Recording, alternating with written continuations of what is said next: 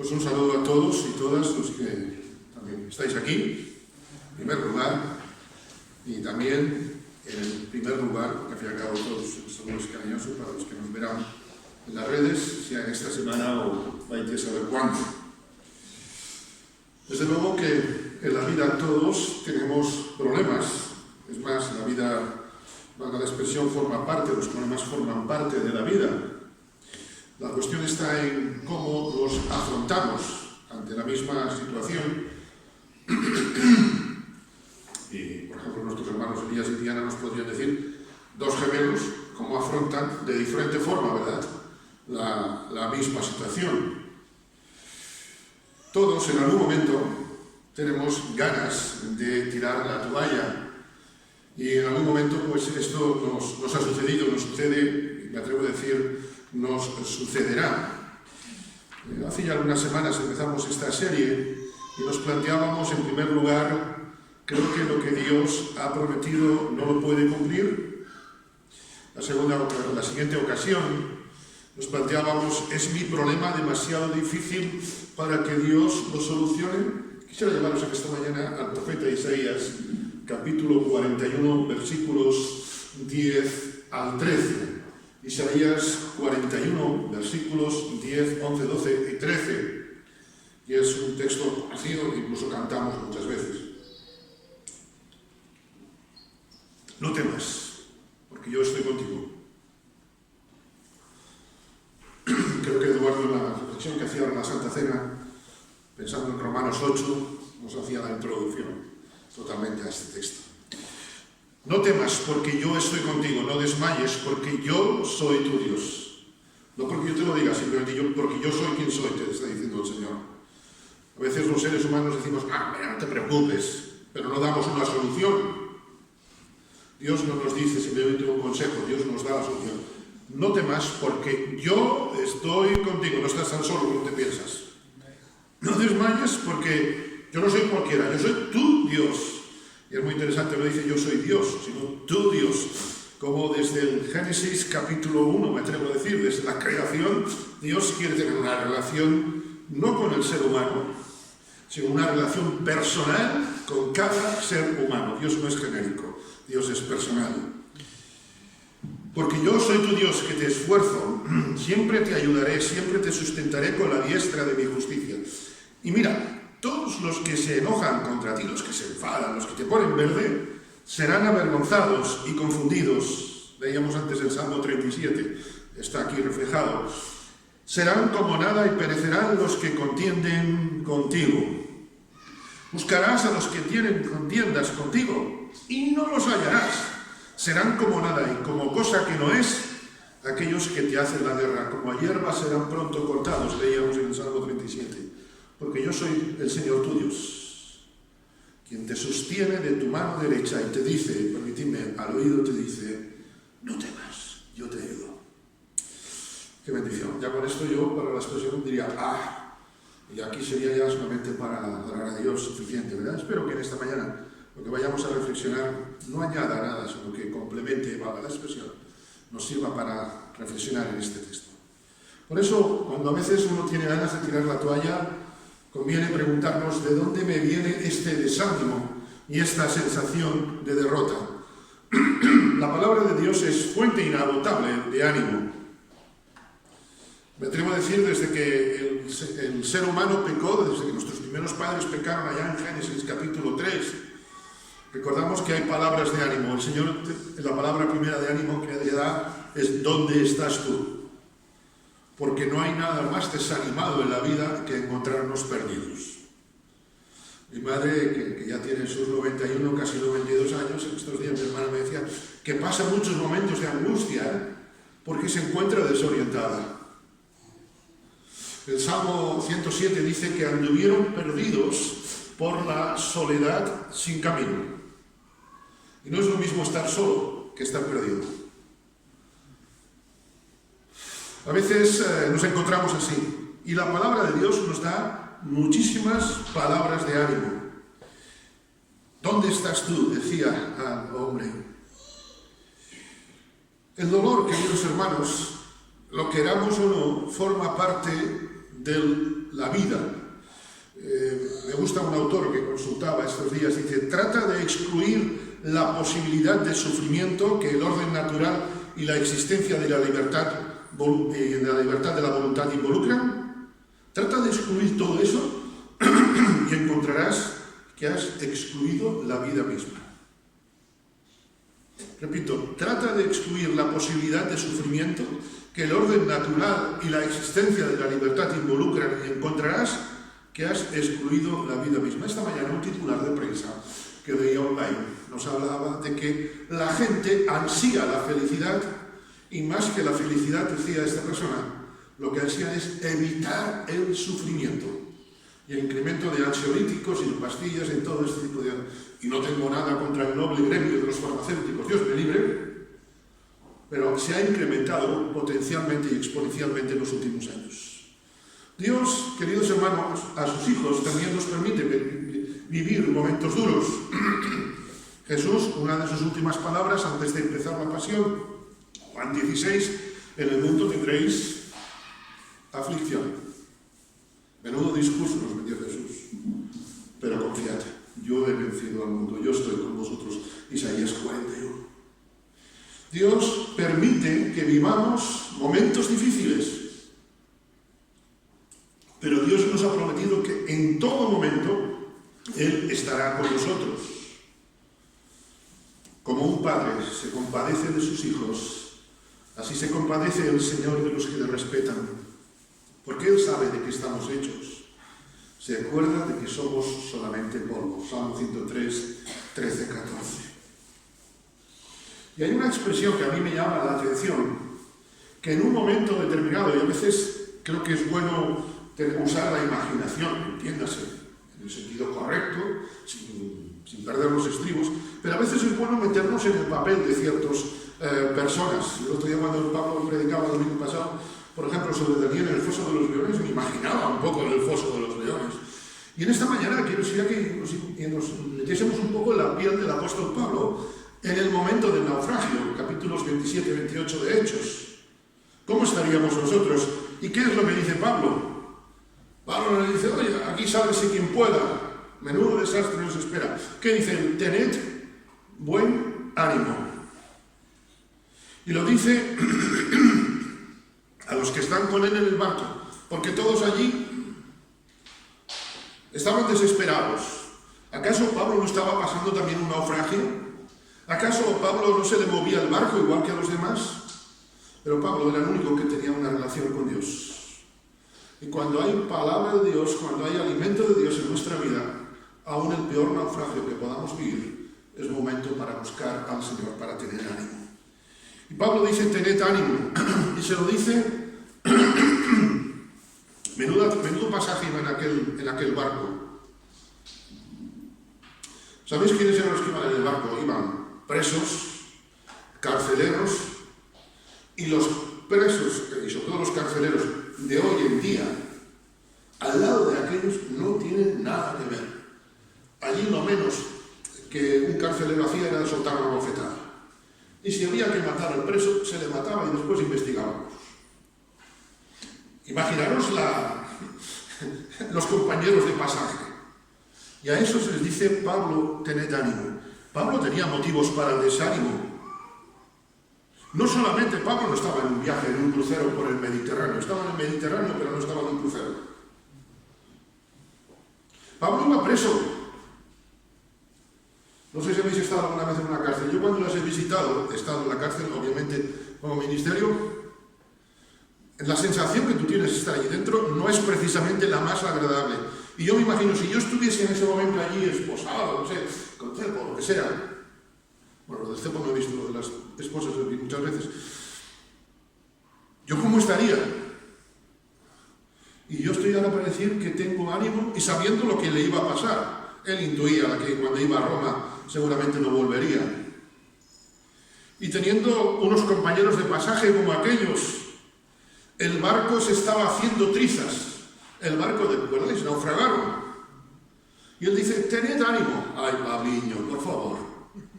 Pero cuando tú estás lleno del Señor, como el ciervo busca por las aguas, así llena el Señor nuestras vidas. Amén.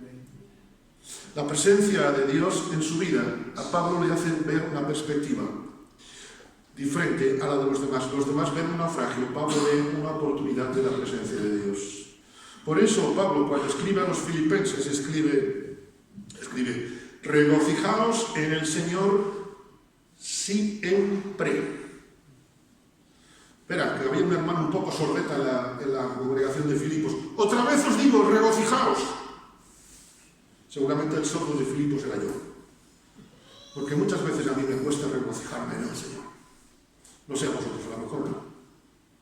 Y a lo mejor lo digo literal. Ojalá.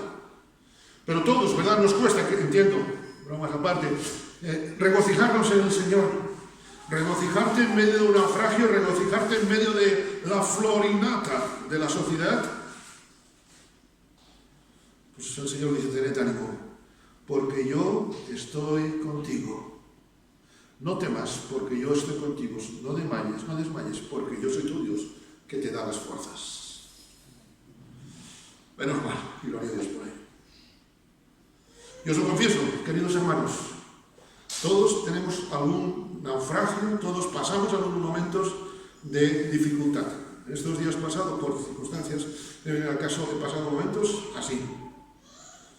Y son momentos en los cuales o buscas al Señor, o no solamente naufragas, es que te ahogas.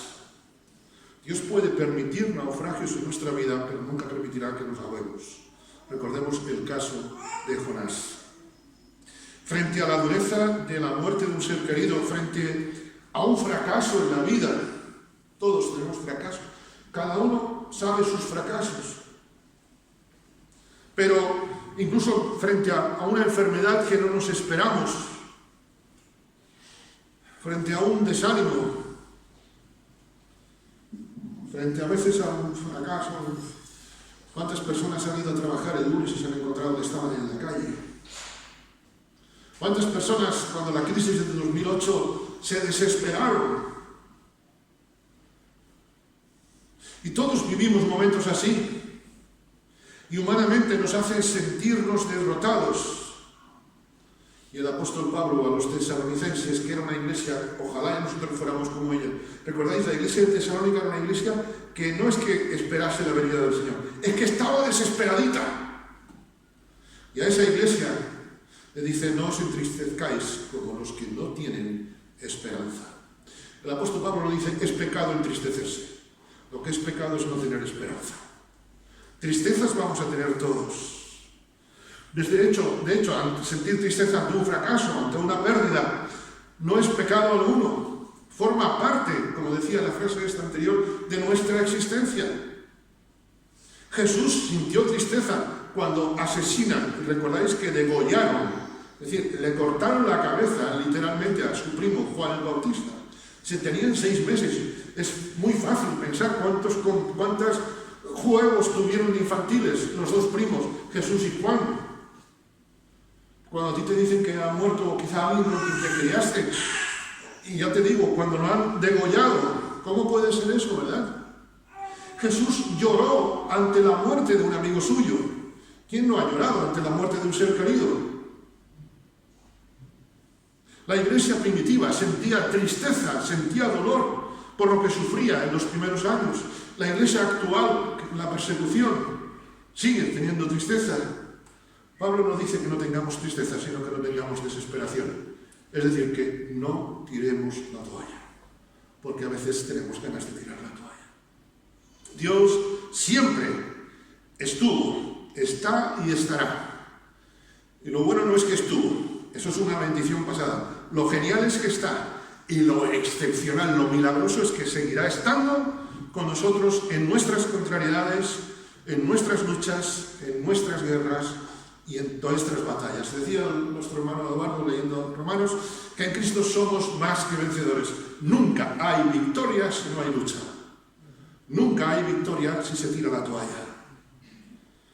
Leemos en uno de los discursos, en el primer discurso de Moisés a su pueblo, en Deuteronomio 1, 29, 30. Os respondí, no os asustéis, ni les tengáis miedo, el Señor vuestro Dios va delante de vosotros y combatirá por vosotros, como ya visteis que lo hizo en Egipto. Hay 3 versículos, literalmente, aparte de otros muchos que nos dan a entender lo mismo, que dicen que el Señor pelea por nosotros. Deuteronomio 1:30, que acabamos de leer, Éxodo 14:14, Nehemías 4:20.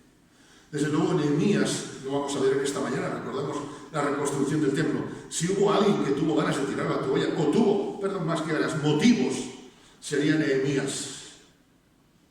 Pero dice, el Señor peleará con vosotros. El Señor peleará por vosotros. ¿De dónde vienen estos desánimos, esta sensación de derrota? Pues esta sensación de derrota nunca puede venir de parte de Dios. Porque si la palabra nos asegura que somos más que vencedores, entonces es que estamos viviendo una lucha espiritual. Y ciertamente, queridos hermanos, que no podemos olvidar que tenemos una lucha constante, porque también estamos desafiados a tener victorias constantes.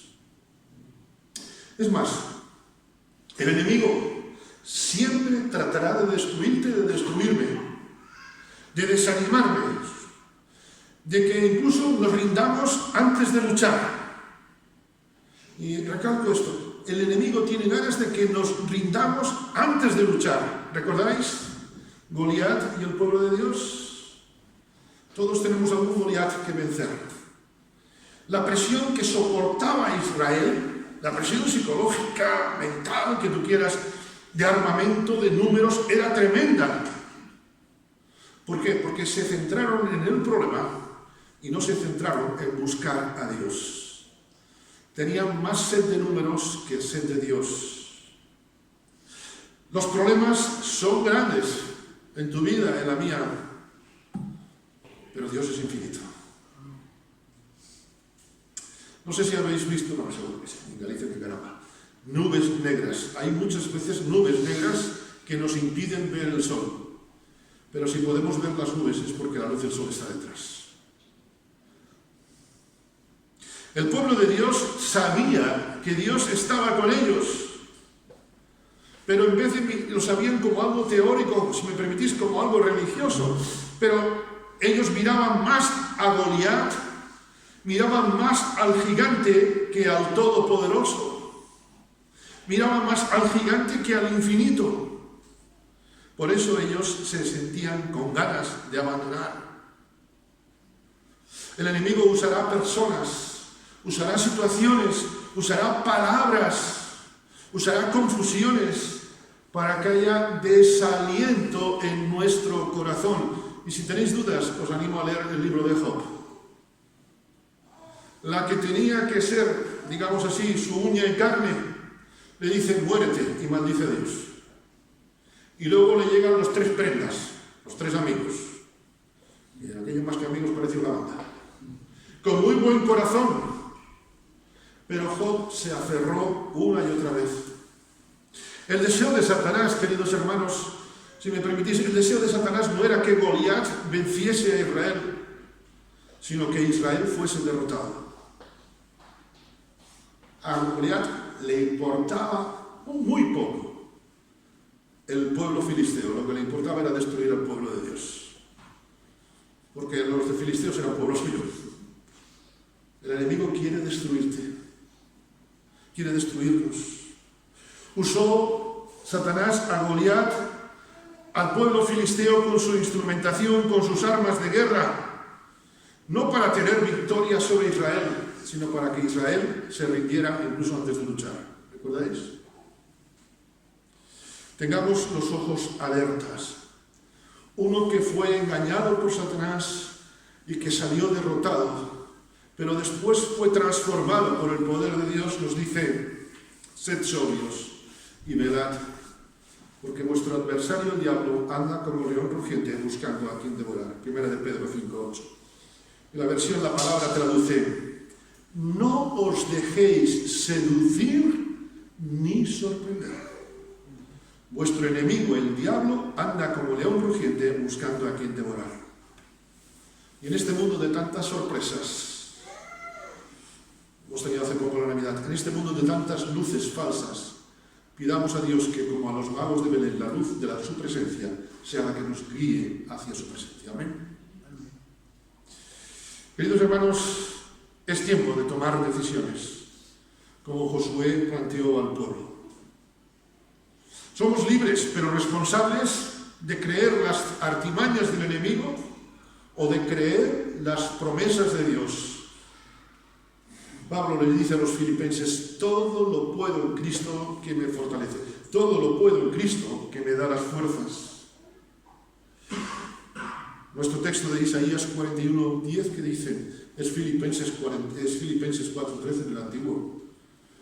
No desmayes, porque yo soy tu Dios, que te esfuerzo. Todo lo puedo en Cristo que me fortalece. Filipenses 4:13, Isaías 41:10. Dice la versión de la palabra: puedo salir airoso de toda suerte de pruebas porque Cristo me da las fuerzas. La gloria es de Dios. La gloria tiene que ser a Dios. Toda ella. Amén. Y concluyo, queridos hermanos. Podríamos concluir esta mañana leyendo de nuevo los textos que leía nuestro hermano en Romanos capítulo 8. Pero quiero hacerlo leyendo la experiencia, y ojalá sea la misma, y que os animo a abrir conmigo la palabra en 2 de Corintios capítulo 4, versículo 7. Que esta sea nuestra experiencia en esta mañana, sea nuestra experiencia de vida. Leo 2 de Corintios 4, 7. Tenemos este tesoro en vasos de barro. El barro se deshace, se destroza, como tú y como yo. ¿Para qué? Para que la excelencia sea del que nos da la fuerza, para que la excelencia sea del poder de Dios y no de nosotros. Que estamos atribulados en todo, pero no angustiados. En apuros, yo lo creo, pero no desesperados. Perseguidos, si te contara, pero no desamparados. Derribados, pero no destruidos. Llevando en el cuerpo siempre, por todas partes, la muerte de Jesús, para que también la vida de Jesús se manifieste en nuestros cuerpos. Que el Señor os bendiga. Amén. Amén.